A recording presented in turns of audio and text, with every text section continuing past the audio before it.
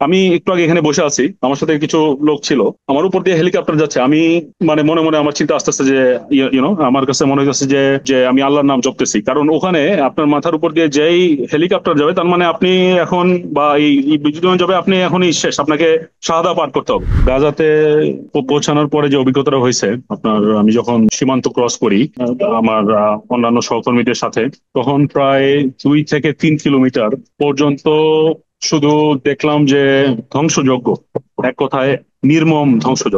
জন্ম হয়েছে, birth certificate নিতে গেছে বাবা, বার্থ সার্টিফিকেট নিতে আসতে হাসপাতালে গিয়ে দেখে যে বাচ্চা মারা গেছে, আবার ডেথ সার্টিফিকেট এনে আপনার এই ডেথ সার্টিফিকেট জন্য আবার আসতেছে। প্রিয় দর্শক, স্বাগত ও শুভেচ্ছা জানাচ্ছি মেডি ভয়েসের বিশেষ আয়োজনে। টানা 1.5 বছর ধরে ফিলিস্তিনের গাজায় ইসরায়েলি গণহত্যায় প্রায় 50,000-এর অধিক বেসামরিক ফিলিস্তিনি নাগরিক নিহত হয়েছেন, যার সিংহভাগই নারী এবং শিশু। হাসপাতালে আশ্রয় নিয়েও নিরাপত্তা মিলছে না, টার্গেট করে ধ্বংস করা হচ্ছে হাসপাতাল, হত্যা করা হচ্ছে চিকিৎসকদের, স্বাস্থ্যকর্মীদের। সেই মৃত্যুপুরীতে, এমন পরিস্থিতিতে দাঁড়িয়েও সেই মৃত্যুপুরীতে গাজাবাসীর স্বাস্থ্য সেবা, চিকিৎসা সেবা দেওয়ার জন্য ছুটে গিয়েছিলেন বাংলাদেশি চিকিৎসক ডাক্তার মইনুল হোসেন খান। আমরা আজকের এই আয়োজনে ডাক্তার মইনুল হোসেন খানের সেই চোখে দেখা গাজার পরিস্থিতি তার তার মুখ থেকে শুনবো। অস্ট্রেলিয়া থেকে তিনি উপস্থিত হয়েছেন। ডক্টর মইনুল হোসেন খান, আপনাকে স্বাগত জানাচ্ছি আমাদের অনুষ্ঠানে। সালাম আলাইকুম। আমরা বলছিলাম যে গাজার পরিস্থিতিটা কিরকম, বা আমরা তো দেখছি সেই জায়গায় মানে এমন ভয়াবহতার মধ্যেও আপনি গাজায় গিয়েছিলেন। কোন চিন্তা আপনাকে সেখানে নিয়ে গেল? আপনার এই গল্পটা শুনতে চাই। আমরা সবাই জানি যে গত 18 মাস ধরে পৃথিবীর অন্যতম নৃশংসতম গণহত্যা চলতেছে এখন আহ গাজা উপত্যকায়। তো আমি যখন মানে আমি হাসপাতালে কাজ করা অবস্থায় আমি খবরে দেখতাম, বিভিন্ন ধরনের খবরে, অনলাইনে, ইউটিউবে, বিভিন্ন জায়গায় খবরে দেখতাম যে প্রচুর নারী, পুরুষ, শিশু এবং নিরপরাধ মানুষকে মারা হচ্ছে বিভিন্ন ভাবে। তো এই সমস্ত ছবি দেখার পরে আমার কাছে খুবই খারাপ লাগতো। তো যার কারণে আমি যেটা চিন্তা করছি, যে আমি চিন্তা করতাম যে আমি কিভাবে এটা হেল্প করতে পারি। প্রথম আমি আল্লাহর কাছে দোয়া করলাম যে যে আল্লাহ, আল্লাহ কিভাবে আমরা সাহায্য করতে পারি। তো দোয়া করলাম, তারপর চেষ্টা করলাম যে কিছু টাকা ওখানে করা যায় নাকি, মানে কোনোভাবে ওখানে অর্থ সহায়তা দিয়ে সাহায্য করা যায় নাকি। তো দেখলাম যে অর্থ সহায়তা আসলে ওইভাবে দেওয়ার সুযোগ খুবই কম, যেহেতু এখন একটা অবরোধ চলতেছে। তো পরে দেখলাম যে আচ্ছা, আমি কিভাবে সাহায্য করতে পারি আমার নিজের জিনিস, মানে আমার নিজের দক্ষতা এবং আহ, বা অন্য কোনো ভাবে আমি কোনো সাহায্য করতে পারি নাকি। তখন আমি দেখলাম যে আমি হয়তো আমার দক্ষতা অনুযায়ী আমার চিকিৎসা সেবার মাধ্যমে আমি তাদেরকে সহায়তা করতে পারি। তো তখন আমি চিন্তা করলাম যে আমি ওখানে যাব ইনশাল্লাহ। এরপরে আমি সিদ্ধান্ত নিই যে আমি ওখানে যাব, তারপরে আমি চেষ্টা করি যে কিভাবে যাওয়া যায়, কি কোন পথে যাওয়া যায়, সেটার ব্যাপারে একটু খোঁজ খবর নিতে থাকি আর কি। আচ্ছা, আপনি কিভাবে গিয়েছিলেন এবং কখন গিয়েছিলেন, এটা একটু জানা যাবে?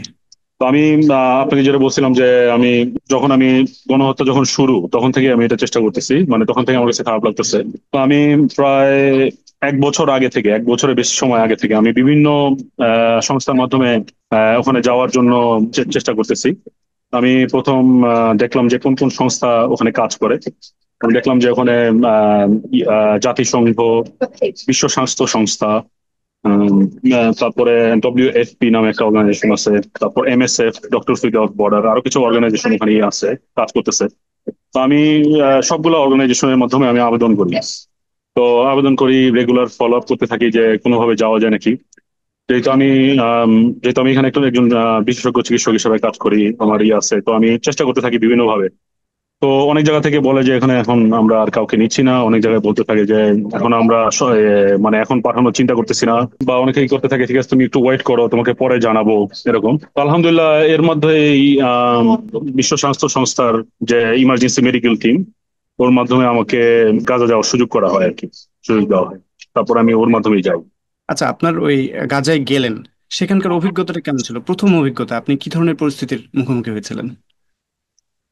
আচ্ছা, তো গাজাতে যাওয়ার সময় আপনার আমি আম, আমাকে প্রথম একটা ডেট দেয় গাজাতে যাওয়ার। ওই সময়টায় আমি 6 সপ্তাহ ছুটি নেই, এবং আমার সমস্ত কাজ থেকে আমি আমাকে নিজেকে ফ্রি করি। কিন্তু ফ্রি করা সত্ত্বেও শেষ মুহূর্তে আমাকে আমার মিশনটা ক্যান্সেল করা হয়। আমি আবার ওয়েট করতে থাকি, আবার একটা সুযোগ পাই, তখন ওই সময় যাই।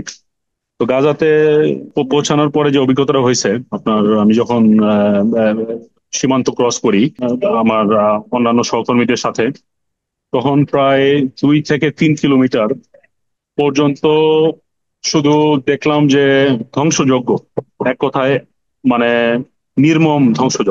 মানে কোনো একটা বাড়ি ঘরও অক্ষত নাই, সমস্ত কিছু মাটির সাথে মিশিয়ে দেওয়া হয়েছে। মানে ইভেন এরকম না যে কোনো একটা অর্ধেক দাঁড়ায় আছে, এরকম নাই, সবকিছু মাটির সাথে মিশিয়ে দেওয়া হয়েছে।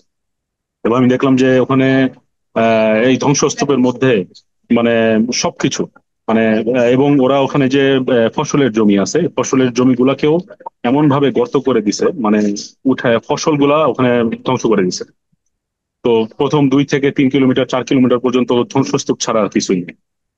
আলহামদুলিল্লাহ এরপরে আমাদেরকে আহ, আহ, ওখানে একটা ইউএন এর যে সংস্থা, এটা বলে আনর, আমাদের ওখানে নিয়ে যাওয়া হয়। ওখানে নিয়ে যাওয়ার পরে ওখান থেকে আমরা আম, ওখান থেকে সরাসরি হাসপাতালে চলে যাই, এবং এই হাসপাতালেই আমরা থাকি। হাসপাতালে থাকার পরে ওখানেই আমরা চিকিৎসা সেবা দেই আর কি। আপনি নিশ্চয়ই রাফা ক্রসিং দিয়ে প্রবেশ করেছিলেন। না, আমি যখন যাই তখন রাফা ক্রসিং, ইভেন এখন এখন পর্যন্ত রাফা ক্রসিং কিন্তু খোলা না।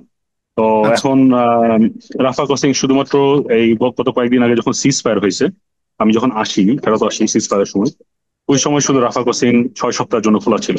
অন্য সময় রাফা ক্রসিং মিশরীয় সরকার ওই জায়গাটা বন্ধ করে দিচ্ছে।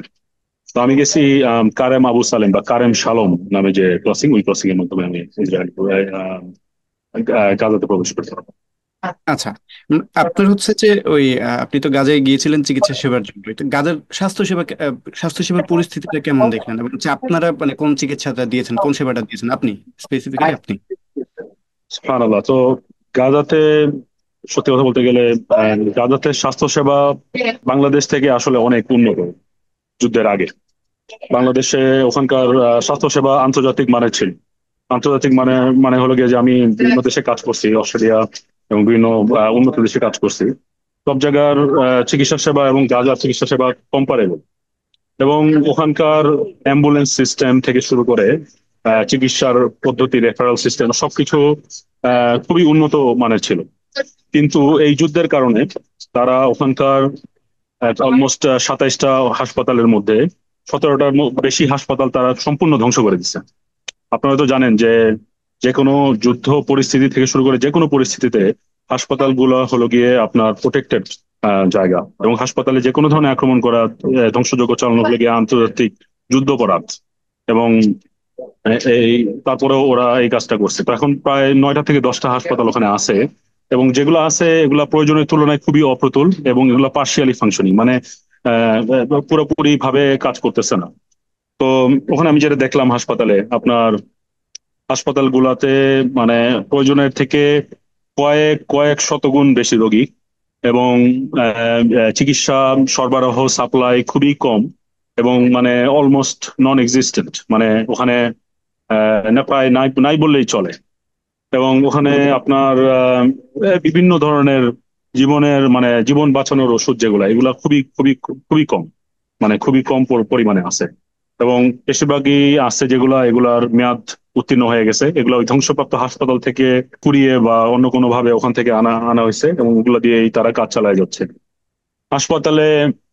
আপনারা আপনারা হয়তো জানেন না, গাজাতে গত 18 মাস ধরে কোনো ইলেকট্রিসিটি নাই। গত 18 মাস ধরে কোনো ইলেকট্রিসিটি, একটা ইলেকট্রিসিটি ছাড়া একটা হাসপাতাল কিভাবে ফাংশন করে, শুধু সোলার দ্বারা অথবা মানে এই অল্প কিছু জেনারেটর পাওয়ার দ্বারা, এটা আপনার বিয়ন্ড মানে চিন্তা ভাবনার বাইরে। আমি যেটা করছি ওখানে, আমি ওখানে অ্যানেস্থেশিয়া সেবা দিছি। তো আমার কাজ ছিল, কারণ ওখানে যেহেতু প্রচুর বোমা হামলা হচ্ছে, মূলত কাজ ওখানে আপনার অর্থোপেডিক্স অর্থোপেডিক সার্জনের কাজ, জেনারেল সার্জনের কাজ, নিউরো সার্জনের কাজ, এবং অ্যানেস্থেশিয়ার সাথে। আমি অ্যানেস্থেশিয়ার কাজ করছি, সবার সাথেই কাজ করছি ওখানে।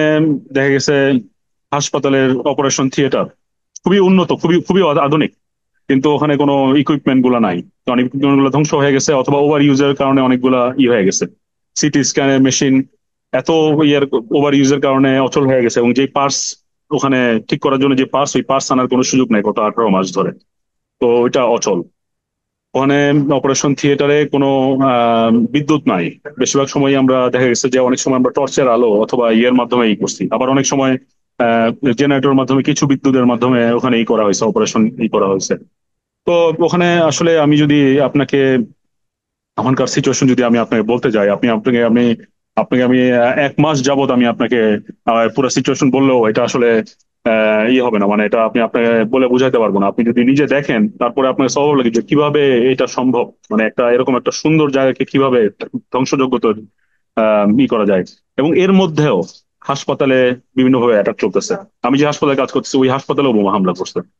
তো মানে খুবই খারাপ অবস্থা ওখানে। এই যে আপনি বোমা হামলার কথা বলছেন, মানে হাসপাতাল ধ্বংস করা হচ্ছে, একটা পরিসংখ্যান আমরা দেখছিলাম, আপনি একটা পরিসংখ্যানের কথা বলেছেন। আরেকটা জায়গায় দেখছিলাম যে আহ, 2/3 হাসপাতাল ধ্বংস করা হয়েছে মোটামুটি। হ্যাঁ, পরিসংখ্যানটা এরকমই। এবং যেটা বলছেন যে জাতিসংঘের মহাসচিবও বলছিলেন যে 10,000-এর বেশি মানুষকে বিদেশে সরিয়ে নেওয়া উচিত বা জরুরি, এই এক্স্যাক্টলি। ধরনের কথা রিসেন্টলি বলেছেন। তো এইটা হচ্ছে যে আপনি যে আপনার দেখা অভিজ্ঞতার কথা বলছিলেন, কিন্তু একজন চিকিৎসক হিসেবে আপনার মূল্যায়নটা কিরকম হবে এই জায়গায়, যে হসপিটালে মানুষ আশ্রয় নিতে পারছে না বা সেখানে চিকিৎসা সেবাটা এভাবে ব্যাহত করা হচ্ছে, ধ্বংস করা হচ্ছে? হাসপাতালের মানে আমি আপনাকে কি বলবো যে যে আমি আপনাকে আগে বলছি, আন্তর্জাতিক আইনে হাসপাতালে কোনোভাবেই কোনো সময়ই আক্রমণ করার কোনো অধিকার কারোই নেই। তো সেখানে গাজাতে এখন বর্তমানে আপনার যে অবস্থা আছে সেখানে বর্তমানে জাতিসংঘ মহাসচিব বলতেছে 10,000। এটা হলো গিয়ে ডকুমেন্টেড, মানে এটার ডকুমেন্টেশন আছে। এর বাইরে যে কত হাজার আছে যাদের বিভিন্ন কারণে বিদেশে যাওয়া দরকার, জীবন মানে লাইফ সেভিং অপারেশনের জন্য যাওয়া দরকার। কারণ ওখানে গত 18 মাস যাবত কোনো মেডিকেল ইকুইপমেন্ট, খুবই খুবই সীমিত সংখ্যক মেডিকেল ইকুইপমেন্ট ঢুকতে পারছে, বেশিরভাগই যুদ্ধবিরতির সময়। এছাড়া কোনো মেডিকেল ইকুইপমেন্ট ঢুকতে দেওয়া হচ্ছে না, কোনো কিছুই করতে দেওয়া হচ্ছে না। তো এইটা মানে এটা কোনোভাবেই এটা গ্রহণযোগ্য না। এবং এটা শুধু বিশ্ব স্বাস্থ্য সংস্থা, জাতিসংঘ থেকে শুরু করে আমার মনে হয় কোনো সভ্য মানুষের পক্ষে এই জিনিসটা মেনে নেওয়া কোনোভাবেই সম্ভব না। আপনি পরিবেশটা বলছিলেন, আমাদের হচ্ছে যে গাজার মানুষের একটা তো হচ্ছে মৃত্যু তো আছে, মৃত্যুর বাইরে যারা যারা জীবিত, যারা এই যে আঘাতগুলো নিয়ে বেঁচে আছে, এদের শারীরিক এবং মানসিক, কিংবা যারা আঘাত পাচ্ছে না তাদের ক্ষেত্রেও এই শারীরিক এবং মানসিক অবস্থাটা কিরকম দেখেছেন আপনি? তো অনেকে আমার জিজ্ঞেস করে যে গাজাতে আসলে মানে এই যে যুদ্ধের কারণে কতজন লোকের কি হয়েছে, মানে কতজন লোক আসলে অসুস্থ, কতজন লোক। আমি বলবো এখানকার 100% পপুলেশন, 100% ওখানকার জনসংখ্যা এটার মধ্যে এফেক্টেড। একদম নিউবর্ন বাচ্চা, যে মাত্র জন্ম নেওয়া বাচ্চা থেকে শুরু করে আপনার একদম সবচেয়ে বয়স্ক লোকটা পর্যন্ত এটা দ্বারা হয়েছে, আক্রান্ত হয়েছে, হয় শারীরিক ভাবে না হয় মানসিক ভাবে। আপনাকে মানে এই জিনিসটা বলে বোঝানো যাবে না। অনেক অনেক বাচ্চা আছে ওখানে, হ্যাঁ, যাদের আপনার পরিবারে কেউ বেঁচে নাই, শুধু ওই একটা বাচ্চাই বেঁচে আছে। আবার অনেক জায়গায় বেঁচে আছে একজন বয়স্ক লোক, আর সবাইকে মেরে ফেলছে, একটা পরিবারের 100-র উপরে লোক মেরে ফেলছে। বাবা মা, চাচা চাচি, দাদা দাদি, সবাইকে বোমা হামলা করে বিল্ডিং এর মধ্যে তাদের মেরে ফেলছে। আপনার ওই বাচ্চাটার কিভাবে সে বড় হবে? ওই বাচ্চাটা তার ভাই বোন সবাইকে হারাইছে, এই বাচ্চাটা কিভাবে বড় হবে? আপনি নিজেকে যদি একবার ওই জায়গায় করেন, চিন্তা করেন, তাহলে আপনি কোনোভাবে এটা চিন্তা করতে পারবেন না যে কিভাবে এরা বড় হবে। এর উপর ওখানে খাবার নাই, খাবারের অভাবে, অপুষ্টির অভাবে অনেক বাচ্চারা করতে পারতেছে না। যাদের পরিবার আছে তারাও ওখানে কষ্ট পাইতেছে, করতে পারতেছে না। আর যারা যুদ্ধের কারণে যারা আহত, যাদের হাত নাই পা নাই, তাদের অবস্থা আরো খারাপ। তাদের অবস্থা আরো খারাপ, কারণ আপনার হাত নেই, মানে আপনি কিভাবে ত্রাণ সংগ্রহ করবেন? যদি কোথাও ত্রাণ দেয় দেয়, আপনি ত্রাণ সরবরাহ করে তো উপায় নাই।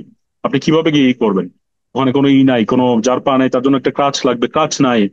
হ্যাঁ, তারপরে আপনার অনেকের আছে যে যে হাত পা সব অবশ, এর কারণে, স্প্লিন্টারের কারণে। এর কারণে আমরা দেখছি যে কয়েকদিন আগে আমাদের দেশে অনেকের চোখের মধ্যে স্প্লিন্টার ঢুকে আছে, অন্ধ হয়ে গেছে। হ্যাঁ, অনেকের ব্রেনের মধ্যে হয়ে গেছে, সারাদিন মাথা ব্যথা করে, কোনো নাই অনেকে। আর কত লোক যে মারা গেছে, কত লোক যে মারা গেছে। এটা আপনাকে, আপনি বলছেন 50,000, 50,000 ডকুমেন্টেড। এটা হলো গিয়ে পরিসংখ্যানে ডকুমেন্টেড করা, যারা কিনা আপনার এই সরাসরি বিমান হামলার কারণে অথবা গুলি বর্ষণের কারণে সরাসরি এটার মাধ্যমে মারা গেছে। এছাড়াও এছাড়াও আপনার ওখানে তো মানুষের নর্মাল হার্ট অ্যাটাক হয়, মানুষের অ্যাপেন্ডিক্স হয়, মানুষের হার্নিয়া হয়, এই সেই অপারেশন অনেক ধরনেরই আছে, হ্যাঁ, ইনফেকশন হয়।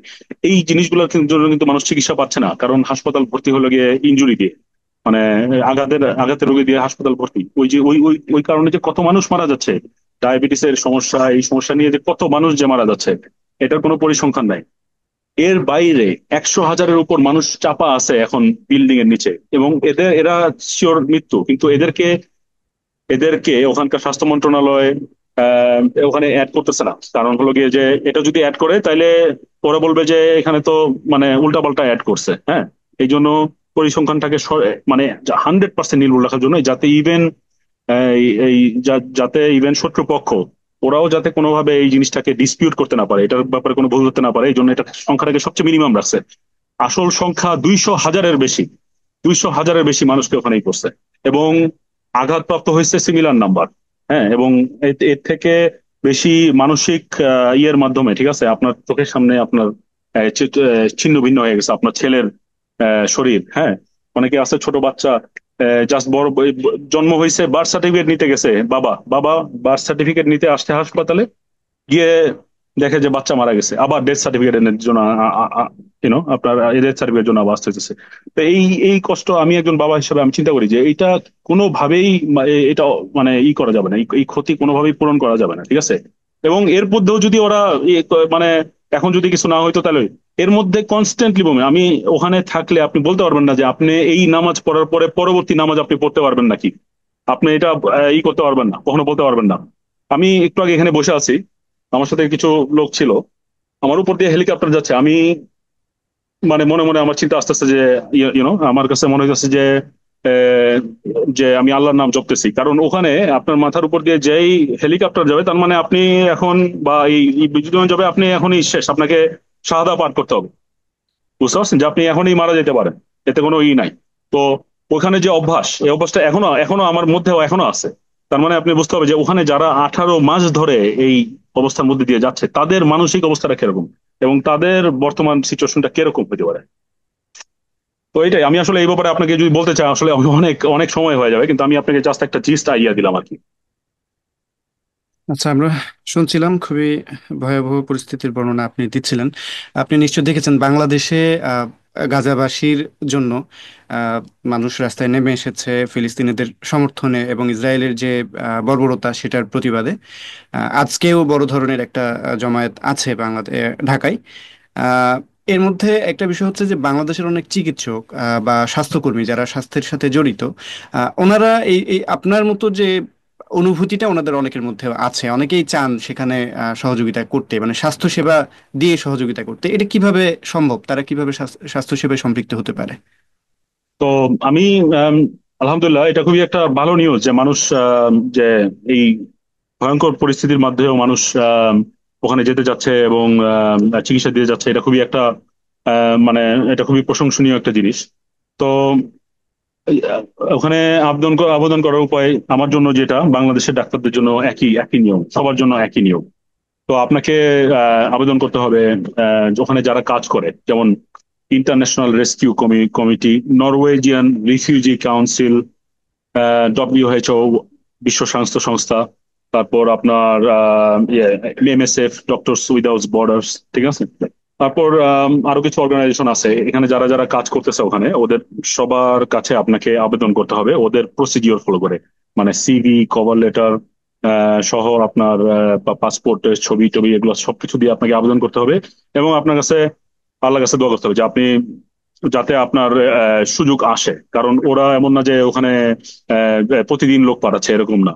ওখানে আপনার একজন বের হবে তো আরেকজন ঢুকবে, বুঝতে পারছেন ব্যাপারটা এরকম। তো ওখানে আপনি যদি এভাবে যেতে চান তাহলে আপনাকে ওয়েট করতে হবে, আল্লাহর কাছে দোয়া করতে হবে, এবং আপনার যদি সুযোগ হয় তাহলে আপনি ওখানে এভাবে যেতে পারবেন। কিন্তু আমি মনে করি আমি মনে করি যে আপনি ওখানে ওখানে মানে চিকিৎসা সেবা দেওয়া অবশ্যই একটা প্রশংসনীয় কাজ, কিন্তু ওইটা থেকে বেশি যেটা জরুরি, ওখানে থেকে বেশি যেটা জরুরি সেটা হলো গিয়ে ওখানে বর্তমানে যে হত্যাযজ্ঞ চলতেছে, এই হত্যাযজ্ঞটা যে কোনো মূল্যে বন্ধ করতে হবে। এই এটা যে কোনো মূল্যে বন্ধ করতে হবে।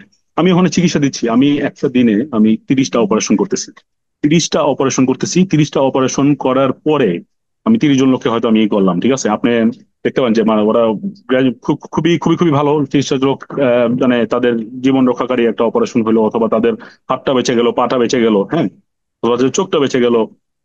কিন্তু এখান দিয়ে আরো 5টা বোমা হামলা চালায় আরো 100 জনকে তারা আহত করতেছে। আপনি কতজন লোকের চিকিৎসা করবেন? আপনি কি এটা কি একটা মানে এটা একটা মনে হয় যে একটা লস্ট ব্যাটেল, মানে একটা হেরে যাওয়া যুদ্ধ মনে হয়, যে আপনি জাস্ট জোড়াতালি দিয়ে এই করতেছেন। আসলে যেটা করতে হবে সেটা হলো গিয়ে ওখানে শুধু যুদ্ধ বন্ধ করলে হবে না, যারা এই গণহত্যার সাথে জড়িত এবং যারা এই গণহত্যাগুলো করছে তাদেরকে আইনের আওতায় আনতে হবে যে কোনো মূল্যে। এখন আপনি চিন্তা করতে পারেন যে আপনি তো গণহত্যাই বন্ধ করতে পারছেন না, আইনের আওতায় কিভাবে আনবেন? আসলে আপনার টার্গেট রাখতে হবে বিগ, বুঝতে পারছেন? যারা এটা করতেছে এদের বিচার নিশ্চিত করতে হবে, যাতে এই ধরনের কাজ তারা আর কোনোদিন কারো উপর করতে না পারে। আমি বলি যে ইভেন যারা ইসরায়েলে আছে তাদের উপরে যেন এই গণহত্যা কোনোদিন না হয়। মানে এটা এত খারাপ অবস্থা, যারা ইসরায়েলি আছে আমি বলবো যে তারাও যাতে এটার শিকার কোনোদিন না হয়। তো আমি আপনাকে যেটা বলতে চাচ্ছিলাম যে বাংলাদেশ থেকে আপনি কি করতে পারেন। বাংলাদেশ থেকে অবশ্যই আপনি চিকিৎসার জন্য এটা আবেদন করতে পারেন, it's a very good thing, আপনি এটা আবেদন করতে পারেন। আমি যেভাবে বললাম এইভাবে আপনি বিভিন্ন ওয়েবসাইটে গেলে অনলাইনে আছে, তারপরেও যদি কেউ আহ, চায় এটার ব্যাপারে, আমি ব্যক্তিগতভাবে তাদেরকে সহায়তা করতে পারি যে আবেদন প্রসেসের ইয়ের মাধ্যমে। কিন্তু আমি এরকম না যে ওখানে এরকম লিঙ্কের মাধ্যমে কিছু হয় না আর কি। ব্যাপারটা আসলে আপনাকে করতে হবে। আর সুযোগ পেলেই যে সবাই যায় তা না। ব্যাপারটা হচ্ছে যে এরকম অনেকেই ইন্টেনশন থাকে, যেমন আমি আলহামদুলিল্লাহ আমি ধরেন 5 ওয়াক্ত নামাজ পড়ি করি আলহামদুলিল্লাহ। তো আমি কিন্তু যাওয়ার ইন্টেনশন ছিল, কিন্তু আমি যখন যেতে চাইছি, আমার যখন ডাক আসছে, তখন আমার কাছে মনে হয়েছে যে আমার দুনিয়ার জীবনটা খুবই সীমিত, আমার জীবনে অনেক কিছু করতে হতো। আমার কাছে মনে হলো আমার মার সাথে কিছু সময় আমার ব্যয় করা দরকার ছিল, আমার 5টা বাচ্চা আছে, আমার বাচ্চাদের সাথে আমার একটু সময় দেওয়া দরকার। আমার মনে হচ্ছে আমি কি যাবো এখানে, এর থেকে আমি মাসে 20 লাখ টাকা ইনকাম করতে, আমি তো এখানে টাকা পাঠাইতে পারি, ঠিক আছে, আমি কেন যাব? আমি তো জীবনের রিস্তা আমি কি এখন করবো? আমি তো আরো অনেক কিছু করতে পারি, নামাজ পড়ে দোয়া করতে পারি, হুজুরদের টাকা দিতে পারি দোয়া করার জন্য, আরো অনেক কিছু করতে পারি, ঠিক না? আমি ওখানে আরো অনেক 5 জন ডাক্তারকে ভাড়া করে পরবর্তীতে করতে পারি, যুদ্ধ থামলে আমি অনেক কিছু করতে পারি। এভাবে অনেক কিছু আপনার মাথায় আসে, বুঝছেন? তো এইভাবে অনেকেই যেতে পারে না, চিন্তা চিন্তা আসে আমি কি ওখানে যাবো, কারণ মৃত্যু ভয় কিন্তু অনেক বড় একটা জিনিস, এটা একমাত্র মৃত্যুর সামনাসামনি না হলে আপনি এটা বুঝতে পারবেন না। তো ওইটা আর কি। আমি এরকম আমরা হয়েছে যে প্রথমবার আমি যেতে পারিনি, কিন্তু পরের বার আলহামদুলিল্লাহ দেখা গেছে যে আমি চিন্তা করছি না, আমার যাই হয় আমি ইনশাল্লাহ যাবো। তো এইভাবেই করা আর কি। তো আলহামদুলিল্লাহ আমি আবেদনপত্রের ক্ষেত্রে আমি সহায়তা করতে পারবো ইনশাল্লাহ, ঠিক আছে। আচ্ছা, আমরা একেবারে শেষের দিকে আছি, একটু যে সংক্ষেপে বলবেন যে আর্থিক সহায়তার কোনো বিশ্বস্ত মাধ্যম আছে কিনা, উপায় আছে কিনা? কিন্তু ওই যে আপনার চোখে আমি যে প্রশ্ন শুনতে পাইনি আর কি। হ্যাঁ। আমি বলছি যে অনেকেই বাংলাদেশ থেকে আর্থিক সহায়তা করতে চান গাজাবাসী বা হুম। ফিলিস্তিনিদের জন্য। সেইটার কোনো বিশ্বস্ত উপায় আছে কিনা? এটা অনেক কনফিউশন আহ, আছে বাংলাদেশে। এখন আপনার বাংলাদেশ থেকে গাজাতে টাকা পাঠানোর কোনো ওয়ে নাই। Zero, zero, zero means zero. গাজাতে গত 3 তারিখ, মার্চের 3 তারিখ থেকে এখন পর্যন্ত, সিজ ফায়ার শেষ হওয়ার পর থেকে এখন পর্যন্ত একটা এক বোতল পানিও ঢুকে নাই। এক বোতল পানিও না। এক বোতল পানি, আমরা যখন ছিলাম তখনও কোনো পানি ঢুকতো না, আমরা বোতলে পানি দুলা ঢুকতো, কিন্তু আমরা শাওয়ার সব সমুদ্রের পানি।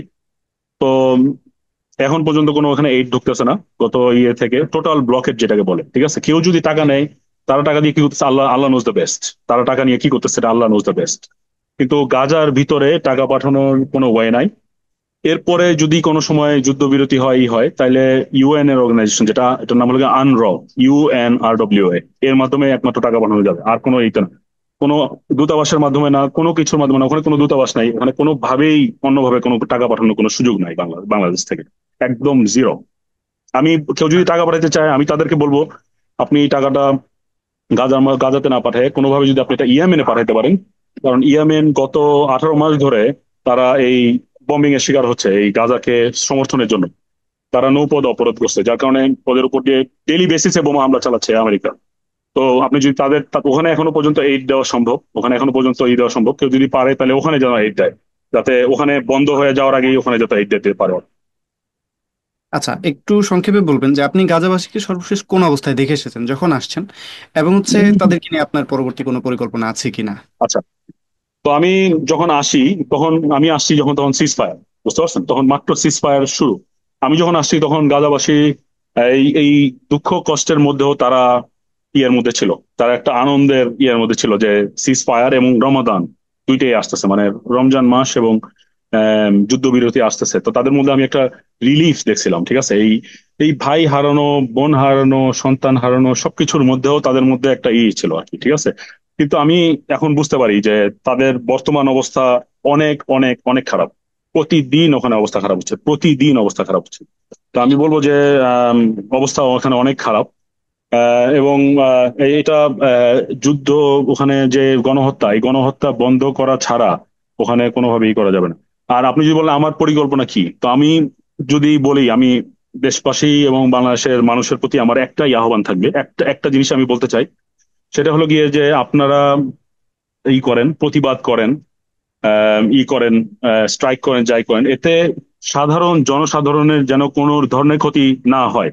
কারণ আপনি আপনার মেডিকেল কলেজে চিকিৎসা বন্ধ রাখতেছেন, আপনি অফিসে যাচ্ছেন না, আপনি এখানে ভাঙচুর করতেছেন, আপনি নিজের দেশের সম্পদের ক্ষতি করতেছেন, আর কিচ্ছু না, নিজের দেশের মানুষকে কষ্ট দিচ্ছেন।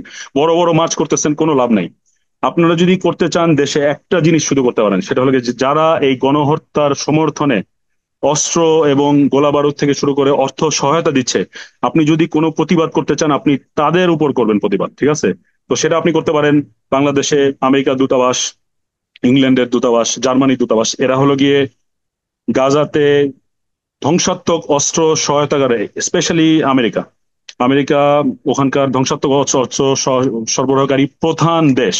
আপনি যদি কোনো ধরনের প্রতিবাদ করতে চান, শান্তিপূর্ণভাবে প্রতিবাদ করতে হবে আমেরিকার এই দূতাবাসের সামনে, টু গিভ দিম এ মেসেজ, তাদেরকে একটা বার্তা দেওয়ার জন্য যে বাংলাদেশের মানুষ না, বাংলাদেশের মানুষ চুপ নাই। আদারওয়াইজ আপনি যত বড়ই সমাবেশ করেন, এগুলা আন্তর্জাতিক সংবাদ মাধ্যমে কিছুই দেখানো হয় না, এবং এর মাধ্যমে যুদ্ধের কোনো গতি পরিবর্তন কোনোভাবেই হচ্ছে না। তো একমাত্র এটার মাধ্যমে আপনি করতে পারেন। আরেকটা হলো গিয়ে যে ওরা গাজাতে যেভাবে পানি, বিদ্যুৎ এবং এবং খাবার যেভাবে বন্ধ করে দিছে, যে এই গণহত্যা, মাঝে মাঝে আমার চিন্তা হয় যে এই গণহত্যা সমর্থনকারী যে দেশগুলো আছে, সেই সমর্থনকারী দেশগুলো আমাদের দেশে এই সবগুলো সুবিধা পাচ্ছে। আমার মতে তাদের এই সব সমস্ত সুবিধাগুলা করে দেওয়া দরকার, লিমিটেড করে দেওয়া দরকার। যতদিন না পর্যন্ত গাজাতে আমাদের ভাই বোনেরা এই গণহত্যা থেকে এই থেকে মুক্তি না পাবে, যতদিন না পর্যন্ত তাদের কাছে পানি না পৌঁছাবে, খাবার না পৌঁছাবে, আমার মনে হয় যারা ওখানে অস্ত্র দিচ্ছে তাদের এই জিনিসগুলো পাওয়ার অধিকার নাই বাংলাদেশ থেকে। তারা অন্য কোথাও থেকে করতে পারে, কিন্তু কোনো মুসলিম দেশ থেকে এটা পাওয়ার নাই। তো আমি এটাই বলতে চাই আর কি। আর আর এছাড়া আসলে আর তেমন কিছু করার নাই। আমার কাছে অনেকেই বলতেছে যে ওখানে তারা যেতে চায় যুদ্ধ করার জন্য, ওখানে আপনি কিভাবে যুদ্ধ করবেন ওদের সাথে? আপনাকে বোমা এই করে আপনাকে করে ফেলবে। কিন্তু আপনার দেশে যারা আছে তাদের আপনি শান্তিপূর্ণভাবে তাদের কাছে প্রতিবাদ দিয়ে আপনি তাদেরকে বার্তা প্রেরণ করতে পারেন যে আপনার প্রতিবাদ এবং আপনি যে গাজার মানুষের সংহতি পোষণ পোষণ করতেছেন, এটাই আমি এটাই বলতে চাই আর কি। এটাই আমার আর কি চিন্তা এখন। আপনি খুব চমৎকারভাবে আপনার অভিজ্ঞতা শেয়ার করছিলেন। আমাদের সঙ্গে যুক্ত হওয়ার জন্য আপনাকে ধন্যবাদ। আপনি যে গাজার বাস্তবতা, ফিলিস্তিনের এই নিপীড়িত মানুষদের যে বাস্তবতা হৃদয়গ্রাহীভাবে তুলে ধরছিলেন, এটার জন্য আপনাকে আন্তরিকভাবে ধন্যবাদ। একজন বাংলাদেশি চিকিৎসক হিসেবে আপনার এই যে অবদান, আপনি যে সেখানে গিয়েছেন, এটা আমাদেরকে গর্বিত করে, বাংলাদেশের মানুষকে গর্বিত করে। আমরা আশা করি বিশ্বজুড়ে এই যে অন্যায়, এই অন্যায়ের বিরুদ্ধে মানবতার পক্ষে আরো জোরালো কণ্ঠ উচ্চারিত হবে। আপনাকেও অসংখ্য ধন্যবাদ আমাকে আপনাদের এতে সুযোগ দেওয়ার জন্য। আসলে আমি ওখানে গেছি, কিন্তু আমি কোনো সংবাদ মাধ্যমের সাথে আমি আগে ওইভাবে কথা বলি নাই। কারণ আমি আসলে এই জিনিসটা মানে এমন না যে আমি সবার কাছে একজন হিরো বা এরকম কিছু হওয়ার উদ্দেশ্যে আমি যাইনি। আমি গেছি আমার নিজের মূল্যবোধ এবং দায়িত্ববোধ থেকে। এবং আলহামদুলিল্লাহ, আপনারা সবাই দোয়া করবেন, আমিও দোয়া করব যাতে আল্লাহ পাক আহ, আমাকে এবং আপনাদের সবাইকে ইসলামের জন্য কবুল করেন, এবং গাজাবাসীকে তাদের যে দুঃখ কষ্ট আছে, তারা যে এই পরীক্ষার মধ্যে দিয়ে যাচ্ছে, এই পরীক্ষা যেন তাদের আল্লাহ পাক উত্তীর্ণ করেন ইনশাআল্লাহ। প্রিয় দর্শক, এই ছিল মেডিভয়েসের বিশেষ আয়োজন। এতক্ষণ আমাদের সঙ্গে থাকার জন্য ধন্যবাদ। পরবর্তী আয়োজন দেখার আমন্ত্রণ রইল। ততক্ষণ পর্যন্ত ভালো থাকুন, সুস্থ থাকুন। আল্লাহ হাফেজ।